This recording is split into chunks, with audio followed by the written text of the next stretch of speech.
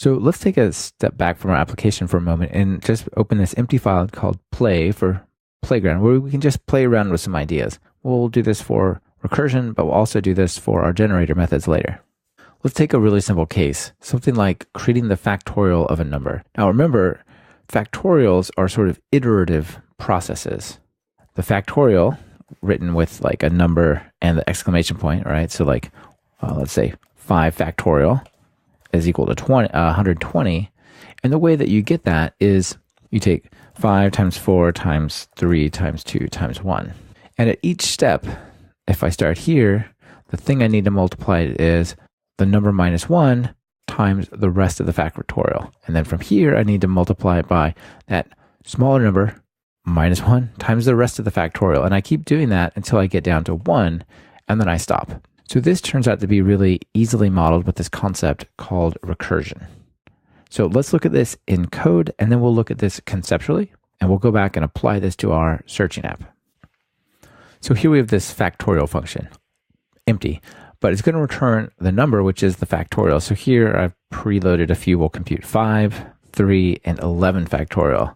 And these numbers grow tremendously large in a hurry.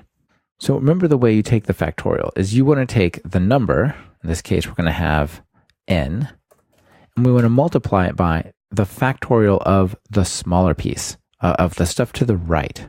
And we kind of keep building that up. And it turns out that we can say we want this factorial to be n times, and we can call the same method within itself with different parameters. So for this step from here, it's just going to be whatever that is times 5. So n times factorial of n minus 1. Now, if we do it like this, we're going to end up in a Stack Overflow situation. It's going to keep calling this function over and over and over until it just runs out of space.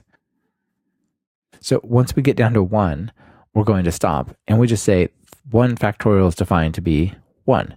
So we'll say something like if n is 1, return 1. Otherwise, we're going to come down here and do this. We'll just say return n times factorial of n minus 1.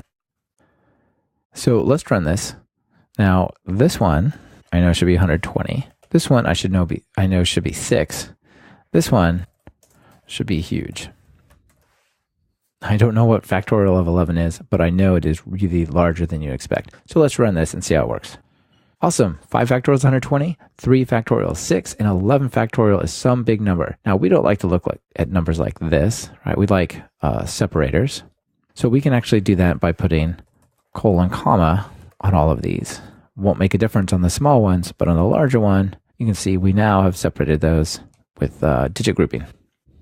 So this is a recursive algorithm. Let's take a moment and look at this as it's one of our core concepts.